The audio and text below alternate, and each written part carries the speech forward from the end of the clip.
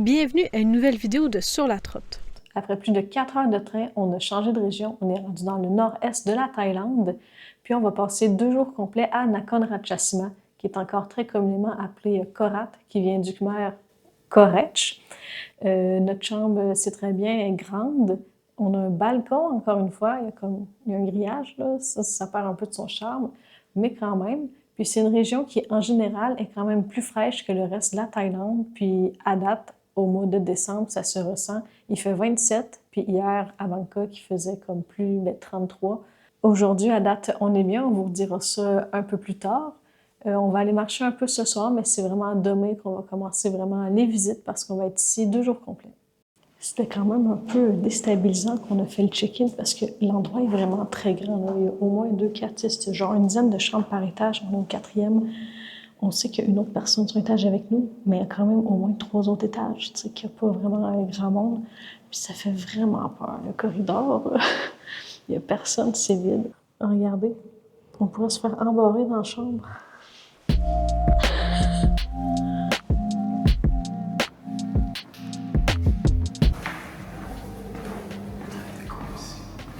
a de la déco.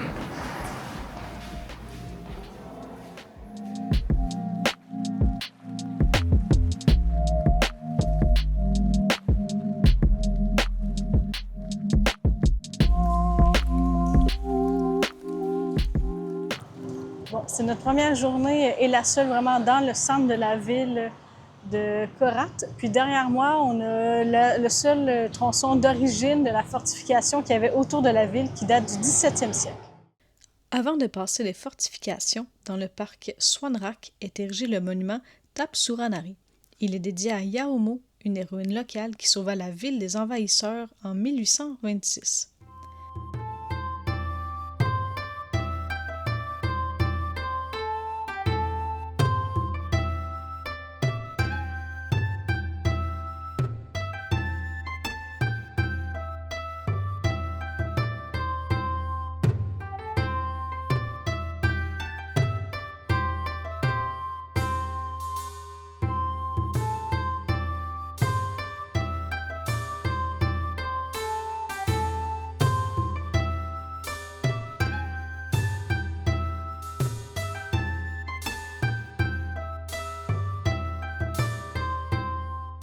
Pratiquement chaque ville thaïlandaise a son City Pillar Shrine. Nous nous sommes donc arrêtés à celui de Korat. C'est un endroit important car il assure la prospérité, la paix et le bonheur dans la ville. Après environ 1 heure de marche dans la ville, on peut vraiment vous confirmer que c'est vraiment moins chaud à ce temps-ci d'année versus le sud. Juste pour vous donner comme un exemple, on a dormi sans air climatisé. C'est la première fois depuis 2 semaines. Puis même que quand on est rentré dans la salle de bain, parce qu'il est comme plus connecté à l'extérieur que la chambre, il faisait froid. Puis ce matin aussi, puis hier aussi. C'est quand même toute une surprise.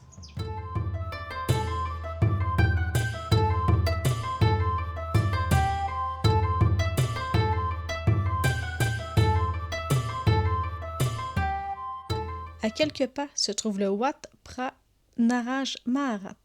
De majestueuses créatures mythiques appelées Nagas protègent l'entrée. L'intérieur du temple est superbe et il n'est même pas terminé.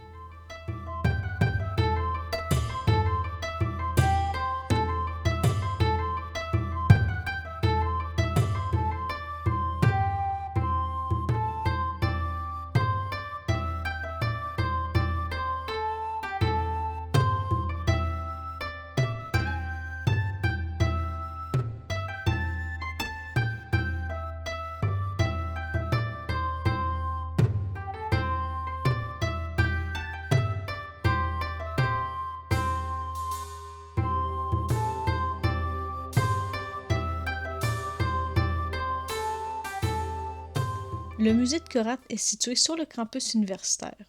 Complètement gratuit, on y découvre l'histoire de la province et de la ville. La région témoigne d'une occupation datant il y a 4500 ans.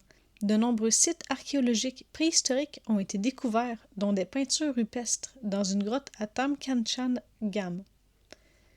Une section présente Phimai, qui est une ville historique considérée comme l'une des plus anciennes du nord-est de la Thaïlande.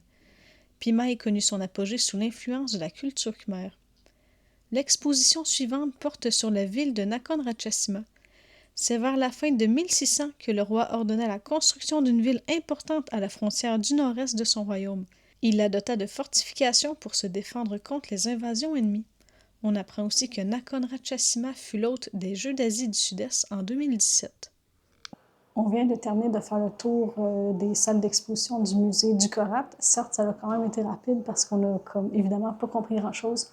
Il y a vraiment juste quelques phrases en anglais, mais je pense que ce soir, Google Traduction va se faire aller pour qu'on en sache un peu plus sur ce qu'on vient de visiter.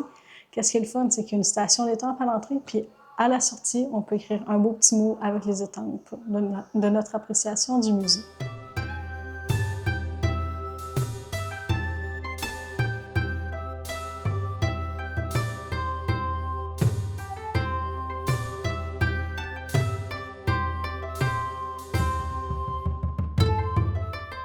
Lorsqu'on se promène dans la ville, on peut apercevoir plein de poteries. C'est logique parce que Nakhon Ratchasima est considéré comme la capitale de la poterie en Thaïlande.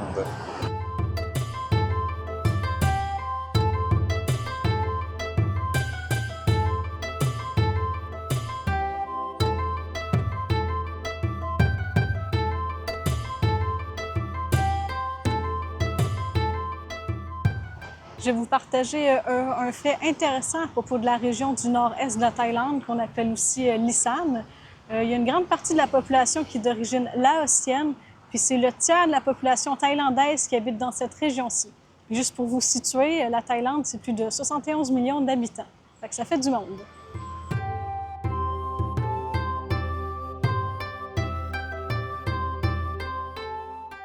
Juste à côté d'une des portes se trouve le Wat Payap. Qu'est-ce qui est particulier avec ce temple-ci? C'est qu'il y a une grotte artificielle à l'intérieur.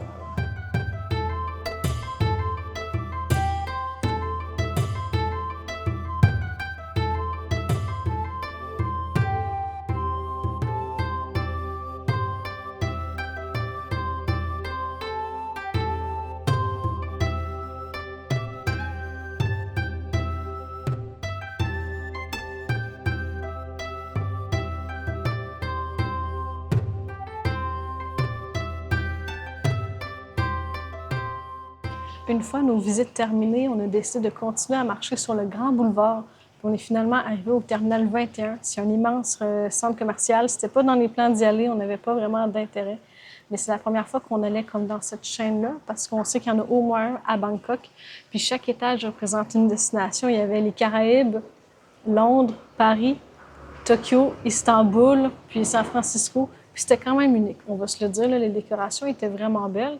Par contre, ce qui était comme intéressant du centre d'achat, c'est qu'il y a un sky deck en haut, puis il y a 2 étages. Il y a le premier qui est comme gratuit, puis il y a le deuxième, c'était écrit ticket, c'est tout, tu sais, fait que... Il n'y avait personne à l'accueil, mais en tout cas, notre but, c'était pas d'y aller. Puis finalement, il y a un employé qui est arrivé, puis il nous a proposé de se rendre gratuitement en haut. Fait qu'évidemment, on a accepté, puis ça valait quand même la peine qu'on ait accès gratuit. On avait vraiment une belle vue sur la ville. Il y a plus de 500 000 habitants quand même dans la ville. Fait que c'était des bâtiments à perte de vue avec quelques temples qui ressortaient. C'était vraiment joli. Puis on part sous peu pour aller prendre la bus, pour aller visiter le parc historique de Pimay. Souhaitez-nous bonne chance parce qu'on a juste lu un peu en ligne sur comment se rendre. On espère être capable.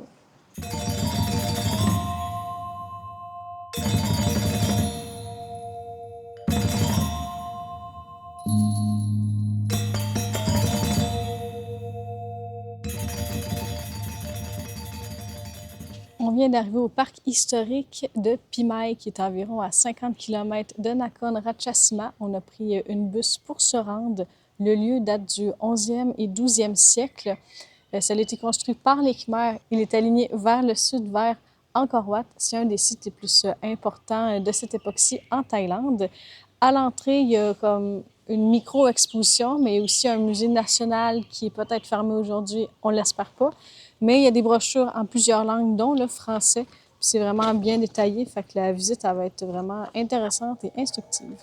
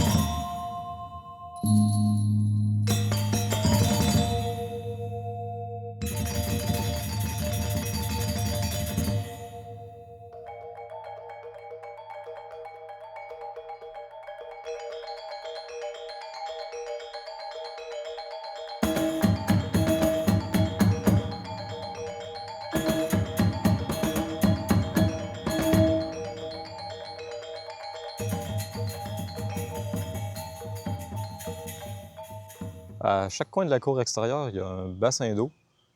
Puis la tour centrale mesure 28 mètres de haut.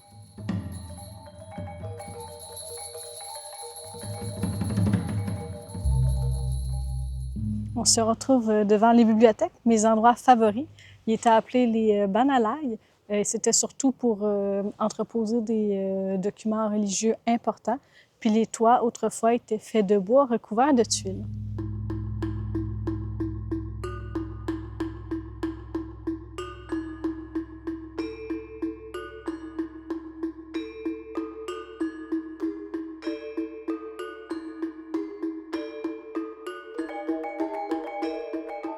Ce qu'on craignait s'est avéré vrai. Le musée est fermé, puis ça va bientôt faire 1 an.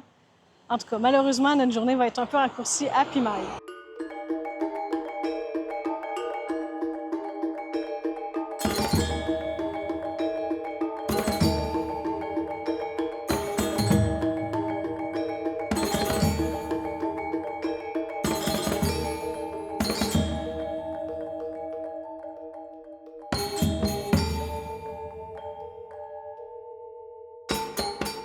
Bon, encore de retour à l'hôtel.